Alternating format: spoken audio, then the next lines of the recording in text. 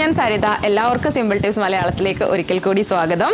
അപ്പോൾ ഇന്നത്തെ വീഡിയോ എന്ന് വെച്ചിട്ടുണ്ടെങ്കിൽ ഒരു ഹെയർ റിലേറ്റഡ് വീഡിയോ ആണ് കേട്ടോ, ഒരു ഹെയർ കെയർ വീഡിയോ എന്ന് പറയാം. അപ്പോൾ ഇന്നത്തെ വീഡിയോ നിങ്ങൾ ഷെയർ ചെയ്യുകയും അതുപോലെ തന്നെ കമൻറ്റ് ചെയ്യുകയും ചെയ്യുന്നവരിൽ നിന്ന് 10 പേരെ തിരഞ്ഞെടുത്തിട്ട് നമ്മുടെ ഭ്രമരയുടെ ഒരു 1000 രൂപീസ് വരുന്ന ഒരു പ്രൊഡക്റ്റ് നമ്മൾ ഗിഫ്റ്റായിട്ട് കൊടുക്കുന്നുണ്ട് കേട്ടോ. അപ്പോൾ 10 പേരെയാണ് സെലക്ട് ചെയ്യുന്നത്. അപ്പോൾ ഹെയർ കെയർ വീഡിയോ എന്ന് പറയുമ്പോൾ നമുക്ക് ഒരുപാട് പേർക്ക് പ്രോബ്ലം ഉള്ളതാണ്. മുടി ഭയങ്കര ഒരു ഡാമേജ് ആയിട്ട്, അതുപോലെ ഡ്രൈനെസ്, ഫ്രിസിനെസ് ഒക്കെ. അപ്പോൾ അത് മെയിനായിട്ടൊക്കെ നമ്മൾ പുറത്തൊക്കെ പോകുമ്പോൾ ചീകി കഴിഞ്ഞിട്ടുണ്ടെങ്കിൽ ഒന്നും മര്യാദയ്ക്ക് ഇരിക്കില്ല. പിന്നെ സ്പ്ലിറ്റൻസ് ഉണ്ടാവും, പിന്നെ പൊടി അഴുക്കൊക്കെ പിടിച്ചിട്ട് ഒരു വല്ലാത്തൊരു കണ്ടീഷനായിരിക്കും മുടിക്കും. സോ അപ്പോൾ നമ്മൾ അതിന് മെയിനായിട്ട് ചെയ്യാന്ന് വെച്ചിട്ടുണ്ടെങ്കിൽ നമ്മൾ കുറേ കാര്യങ്ങൾ വീട്ടിലൊക്കെ ചെയ്ത് നോക്കും. അപ്പോൾ ചിലർ എനിക്ക് മെയിനായിട്ട് വാട്സപ്പിലൊക്കെ പറയാമെന്ന് വെച്ചിട്ടുണ്ടെങ്കിൽ എന്തൊക്കെ ഞങ്ങൾ ചെയ്തിട്ടും മുടി ഒട്ടും മാനേജബിൾ അല്ല ചേച്ചി. പിന്നെ പോയിട്ട് ഞങ്ങൾ ബ്യൂട്ടി പാർലറിൽ പോയിട്ട് ഹെയർ സ്പാ ചെയ്തു. ഹെയർ സ്പാ ചെയ്യുമ്പോൾ ഒരു 2 to 3 days ഒക്കെ ഓക്കെ ആയിരിക്കും. പിന്നെ ആഫ്റ്റർ അത് കഴിയുമ്പോഴും സെയിം ഇഫക്റ്റ് ആണ്. പിന്നെ ഹെയർ സ്പാ ചെയ്തതിന് ശേഷം ഹെയർ ഫോൾ ഉണ്ടാവണുണ്ടെന്നൊക്കെ പറയും.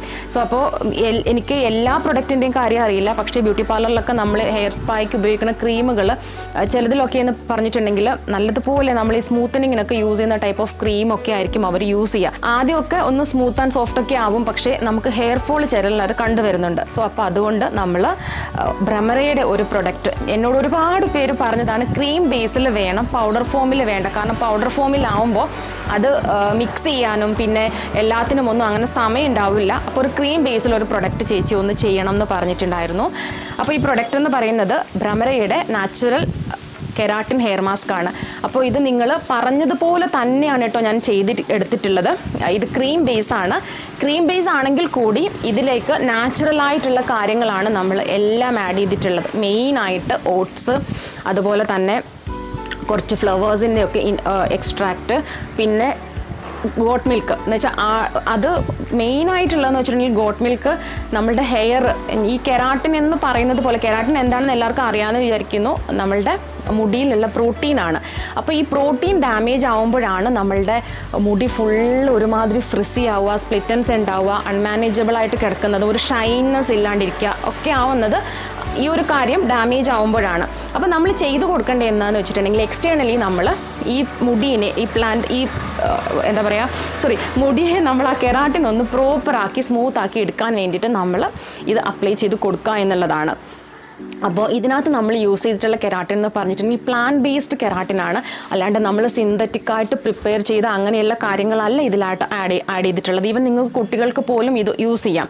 അപ്പോൾ ഇത് ഉപയോഗിക്കേണ്ട രീതിയും കാര്യങ്ങളും ഒക്കെ ഞാൻ പറഞ്ഞു തരാം. അതിനു മുമ്പായിട്ട് ആരൊക്കെയാണ് ഇത് യൂസ് ചെയ്യാമെന്ന് എന്നോട്, കാരണം കുറച്ച് നമ്മളിത് ഓൾറെഡി ലോഞ്ചായി, അപ്പോൾ കുറേ പേര് മേടിച്ചിട്ടുണ്ടായിരുന്നു. പിന്നെ അങ്ങനെയുള്ളവർക്കുള്ള ഒരു സംശയമാണ് ഇത് ആർക്കൊക്കെയാണ് യൂസ് ചെയ്യാൻ പറ്റുക എന്നുള്ളത്.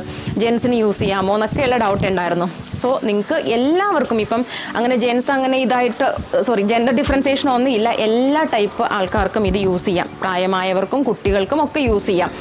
കാരണം ഇത് നമ്മൾ ആഴ്ചയിൽ ഒരിക്കൽ ഇത് ചെയ്ത് കൊടുക്കുന്നതുകൊണ്ടുള്ള ഒരു കാര്യം എന്താണെന്ന് അറിയാമോ, ഇപ്പോൾ ആണുങ്ങളായാൽ തന്നെ ചിലർക്ക് മുടി വളർത്തുന്നതൊക്കെ ഇഷ്ടമായിരിക്കും. പിന്നെ ഉള്ള മുടി അവർക്ക് ഭയങ്കര കേർലി ആയിട്ടുള്ളത് മാനേജബിൾ ആയിരിക്കില്ല. സോ ഇത് അപ്ലൈ ചെയ്ത് നമ്മൾ once in a week apply ചെയ്യുമ്പോൾ ഉള്ള ഗുണം എന്ന് വെച്ചിട്ടുണ്ടെങ്കിൽ മുടി നല്ല ഒരു മാനേജബിൾ ആയിട്ടിരിക്കും. പക്ഷേ ഈ പറയുന്നത് പോലെ നിങ്ങൾക്ക് സൈഡ് ഇഫക്റ്റ് ആയിട്ടുള്ള കാര്യങ്ങളൊന്നും തന്നെ ഉണ്ടാവില്ല. ഹെയർ ഫോളോ അല്ലെങ്കിൽ മുടി മുറിഞ്ഞു പോകലോ അങ്ങനെയുള്ള ഒരു സംഭവങ്ങളും ഉണ്ടാവില്ല. 100% നിങ്ങൾക്ക് ആ ഒരു രീതിയിൽ നിങ്ങൾക്ക് ഓർഗാനിക് ആയിട്ടുള്ള പ്രൊഡക്റ്റാണ്, കുട്ടികൾക്കും ഒക്കെ യൂസ് ചെയ്യാം.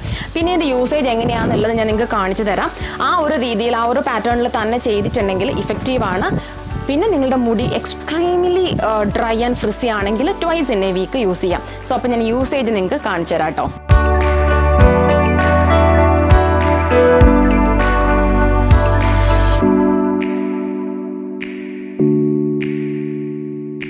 അപ്പോൾ ഇതുപോലെ മുടിയിൽ ഇങ്ങനെ ഒന്ന് നന്നായിട്ട് ഓരോ ഹെയർ സ്ട്രാൻഡല്ല, കുറച്ച് നമ്മൾ ഇതുപോലെ ഡിവൈഡ് ചെയ്ത് എടുത്തിട്ട് ഇതുപോലെ ഒന്ന് അപ്ലൈ ചെയ്ത് കൊടുക്കുക.